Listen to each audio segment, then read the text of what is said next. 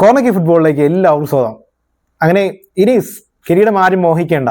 കാരണം ഉറപ്പിക്കാവുന്ന ആ കിരീടം ഒന്നും കൂടെ വിജയിച്ച് ഉറപ്പിച്ചിരിക്കുന്ന ലിവർപൂൾ FC. ഇന്നലെ സദാംപ്ടനെ എൻഫീൽഡിൽ നടന്ന മത്സരത്തിൽ 3-1 എന്ന സ്കോർ ലൈനാണ് ലിവർപൂൾ തോൽപ്പിച്ചിരിക്കുന്നത്.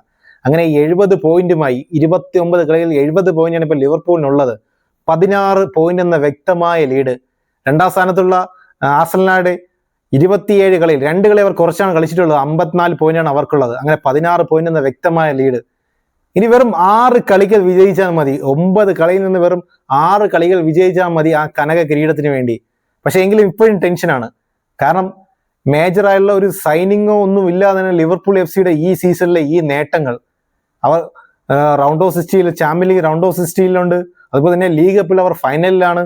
ഇനിയിപ്പോൾ 6 വിജയം മാത്രം അകലെ കിരീടം. അങ്ങനെ മികച്ചൊരു നേട്ടം തന്നെയാണ് അത് ലിവർപൂൾ FC ആരാധകരിൽ നിന്ന് എനിക്ക് പറയാനുള്ളത്. കാരണം ഒരു പ്രതീക്ഷ ഇല്ലാതെയാണ് ഈ സീസൺ തുടങ്ങിയത്. ബാക്കപ്പായിട്ട് ഒരു പ്ലേയേഴ്സ് പോലും നേരാവണ്ണ ലിവർപൂൾ FC സ്ക്വാഡിലില്ല. അതിനൊരു കാരണമുണ്ട്. ലിവർപൂൾ FC ബാക്ക് ലൈൻ നോക്കുകയാണെങ്കിൽ വാണ്ടയ്ക്കോ കൊനാറ്റയോ ഒന്ന് പരിക്ക് പറ്റിയാൽ ബാക്കപ്പായിട്ട് ഇനി ജാരൻ കോൺസ മാത്രമേ ബാക്കിയുള്ളൂ. അതുപോലെ ട്രെന്റിന് പരിക്ക് പറ്റിയെങ്കിൽ അവിടെ ബാക്കപ്പേ ഇല്ല. അതിന് കാരണം ബ്രാഡ്ലിയും ജോ ഗോമസും പരിക്കിന്റെ പിടിയിലാണ്.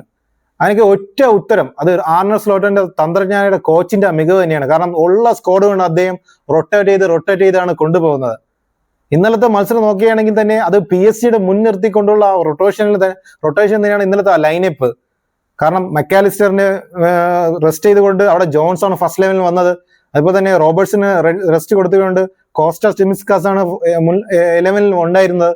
അതുപോലെ തന്നെ ഫ്രണ്ടിൽ ജോട്ടയ്ക്ക് റെസ്റ്റ് എടുത്തുകൊണ്ട് അവിടെ ന്യൂനസ് ആണ് വന്നിരുന്നത്. എന്തായാലും ന്യൂനസിന് ഒരു ആത്മവിശ്വാസം വർദ്ധിപ്പിക്കുന്ന ഒരു കളി തന്നെയായിരുന്നു. കാരണം ഇന്നലെ അദ്ദേഹത്തിന്റെ ഒരു മികച്ചൊരു പ്രകടനം തന്നെയാണ് അദ്ദേഹം കാഴ്ചവെച്ചത്. ഇന്നലെ ഒരു ഗോളും അതുപോലെ തന്നെ അടുത്ത പെനാൽറ്റിക്ക് അദ്ദേഹത്തിന്റെ ഒരു മികവിലൂടെയാണ് ആ പെനാൽറ്റി വന്നത്. കളി നോക്കുകയാണെങ്കിൽ 46ാം മിനിറ്റിൽ സദാംപ്ടൺ ലിവർപൂളിനെ ഷോക്ക് ചെയ്യുന്നുണ്ട്. കാരണം വാൻഡൈക്കിന്റെയും അലിസന്റെയും ആ ഒരു പിഴവിലാണ് ആ ഫസ്റ്റ് ഗോൾ വരുന്നത്. സ്മാൽബോണാണ് സദാംപ്ടന് വേണ്ടി 46ാം മിനിറ്റിൽ ഗോൾ അടിക്കുന്നത്. എന്നാൽ സെക്കൻഡ് ഹാഫിൽ ലിവർപൂൾ 3 തിരിച്ചടിക്കുന്നുണ്ട്. 2 ഗോളുകൾ 3 മിനിറ്റ് ഇടയ്ക്ക് 2 ഗോൾ അടിക്കുന്നുണ്ട്. 51ാം മിനിറ്റിൽ ലൂയിസ് ഡിയാസിന്റെ ആ മികവിലാണ് ന്യൂനസ് ആ ഗോൾ നേടുന്നത്. അതുപോലെ തന്നെ സെക്കൻഡ് ഹാഫിൽ 2 മാറ്റത്തോടെയാണ് ലിവർപൂൾ മത്സരം ആരംഭിക്കുന്നത്. അതിനൊക്കെ തന്ത്രജ്ഞാനയുടെ ആ ആർനെ സ്ലോട്ടിന്റെ ആ കാര്യം തന്നെയാണ്. കാരണം ജോൺസ് അല്പം മങ്ങിപ്പോയിരുന്നു ഫസ്റ്റ് ഹാഫിൽ. അപ്പൊ ജോൺസിനെ മാറ്റിക്കൊണ്ട് അവിടെ ഹാർവി എലിയറ്റാണ് വരുന്നത്. അതുപോലെ തന്നെ ജൊബസ്ലിനെ റെസ്റ്റ് ചെയ്തുകൊണ്ട് മെക്കാലിസ്റ്റർ ഇറങ്ങുന്നുണ്ട്. കാരണം വേറെ ആരും ലിവർപൂൾ സ്ക്വാഡിലില്ല. ഇനി ഉണ്ടെങ്കിൽ അത് അക്കാഡമി പ്ലേയേഴ്സ് മാത്രമേ ഇനിയിപ്പോ മിഡ്ഫീൽഡ് കളിക്കാൻ വേണ്ടിയുള്ളൂ. അങ്ങനെ 54ാം മിനിറ്റിൽ ഫസ്റ്റ് സമനില ഗോൾ നേടിയ 3 മിനിറ്റ് ബാക്കി നിൽക്കുന്ന 54ാം മിനിറ്റ് രണ്ടാമത്തെ ഗോൾ ലിവർപൂൾ നേടുന്നുണ്ട്. അത് ന്യൂനസിനെ ഫൗൾ ചെയ്തതിന് റഫറി ഒരു പെനാൽറ്റി വിധിക്കുകയായിരുന്നു. അത് മികച്ചൊരു ഫിനിഷിലൂടെ സല 2-1 സ്കോർ ലൈനിൽ മുന്നിലെത്തിക്കുന്നുണ്ട്. അങ്ങനെ അതിനുശേഷം മികച്ച ഒരു പിടി അവസരങ്ങൾ. കാരണം സെക്കൻഡ് ഹാഫിൽ മികച്ച രീതിയിലാണ് ലിവർപൂൾ കളിച്ചത്. കാരണം വിജയത്തിൽ കൂടുതൽ ഒന്നുമില്ല എന്ന് മുൻനിർത്തിക്കൊണ്ടാണ് ലിവർപൂൾ സെക്കൻഡ് ഹാഫ് കളിച്ചത്. അങ്ങനെ 88ാം മിനിറ്റിൽ 3ാമത്തെ ഗോൾ വരുന്നുണ്ട്. അത് സുഗുവാരയുടെ ഒരു ഹാൻഡ്ബാളിലാണ് റഫറി പെനാൽറ്റി വിധിക്കുന്നത്. അതും ഡിയാസിന്റെ ഒരു മികച്ചൊരു മുന്നേറ്റത്തിൽ തന്നെയാണ് ആ ഹാൻഡ്ബാളും വരുന്നത്. അങ്ങനെ ഡിയാസും അതുപോലെ തന്നെ ന്യൂനസ് ഇന്നലെ മികച്ചിരുന്നു. അങ്ങനെ സാല 88ാം മിനിറ്റിൽ ആ ഗോൾ സ്കോർ ചെയ്യുന്നുണ്ട്. ഇങ്ങനെ 3-1 എന്ന സ്കോർ ലൈനിലാണ് ലിവർപൂൾ വിജയിക്കുന്നത്. ഇറങ്ങിയ എല്ലാ പ്ലേയേഴ്സും അവരുടെ മികച്ച പ്രകടനം തന്നെയാണ് കാഴ്ചവെച്ചത്. പിന്നെ എൻഡോ ഒരു 15 മിനിറ്റ് അദ്ദേഹം കളിക്കുന്നുണ്ട്. എൻഡോ സെക്കൻഡ് ഹാഫിലേക്ക് എപ്പോൾ ഇറങ്ങുന്നുണ്ടോ ആ സമയത്തൊന്നും ലിവർപൂളിനെതിരെയുള്ള ടീമുകൾ ഗോൾ സ്കോർ ചെയ്യുന്നില്ല എന്നൊരു അവിശ്വസനീയമായ ഒരു കാര്യം അവിടെ ഉണ്ട്. അങ്ങനെ 3-1 വ്യക്തമായ സ്കോർ ലൈനിൽ ലിവർപൂൾ വിജയിക്കുന്നുണ്ട്. അതിന് സലയുടെ 3 മികച്ച നേട്ടങ്ങൾ കണ്ടൊരു മത്സരം കൂടെയായിരുന്നു ഇന്നലത്തെ മത്സരം. 3 വ്യക്തിഗത നേട്ടങ്ങൾ. പ്രീമിയർ ലീഗിൽ ഏറ്റവും കൂടുതൽ ജോയിന്റ് ടോപ്പ് സ്കോററായിട്ട് ഇപ്പൊ സല 184 ഗോളുമായി അഗ്യൂറോയുമായിട്ട് ഒപ്പത്തിനൊപ്പം എത്തിയിരിക്കുകയാണ്. അതുപോലെ തന്നെ ലിവർപൂളിന് വേണ്ടി ഒരു സീസണിൽ ഏറ്റവും കൂടുതൽ ഗോളും അസിസ്റ്റും നേടുന്ന ഒരു താരമായി സല മാറിയിട്ടുണ്ട്. 43 ഗോളും അസിസ്റ്റും വന്ന പ്രീവിയസ് സുവാരസിന്റെ റെക്കോർഡാണ് സല തകർത്ത് 44 ഗോളായിട്ട് അദ്ദേഹം മുന്നിലെത്തിയിരിക്കുന്നത്.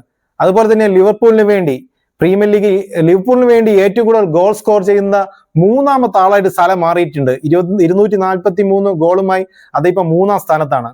അങ്ങനെ ഒരുപിടി മികച്ച സലയ്ക്ക് നേട്ടം കണ്ട ഒരു മത്സരം കൂടെയായിരുന്നു അത്. എന്നാൽ ലിവർപൂൾ സപ്പോർട്ടേഴ്സിന് അർഹിക്കുന്ന ഒരു വിജയം കൂടെയാണ്. കാരണം ഇനി 6 വിജയങ്ങൾ മാത്രമാണ് അകലെ ലിവർപൂൾ FC-ക്ക് ആ പ്രീമിയർ ലീഗ് കിരീടം.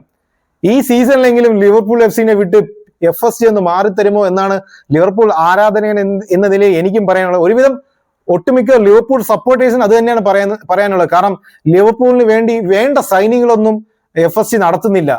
കഴിഞ്ഞ സീസൺ അതുപോലെ തന്നെ ഈ സീസൺ ആകെ കൂടി 2 സൈനിങ് നടത്തിയിട്ടുണ്ട്. അത് KSA-നെ കൊണ്ടുവന്നതും അതുപോലെ തന്നെ ഗോൾ കീപ്പർ ബാക്കപ്പായിട്ട് മർബദേഷ് വില്ലേനെ എടുത്തതുമാണ്. എന്നാൽ ഡിഫൻഡിനോ റൈറ്റ് ബാക്കിനോ മിഡ്ഫീൽഡിനോ അറ്റാക്കിനോ ബാക്കപ്പായിട്ട് ആരുമില്ല. ഈ സീസൺ ഒരു മേജർ സൈനിങ് ഒന്നും ഇല്ലാതെയാണ് ലിവർപൂൾ FC-ന്റെ ഈ കുതിപ്പ്.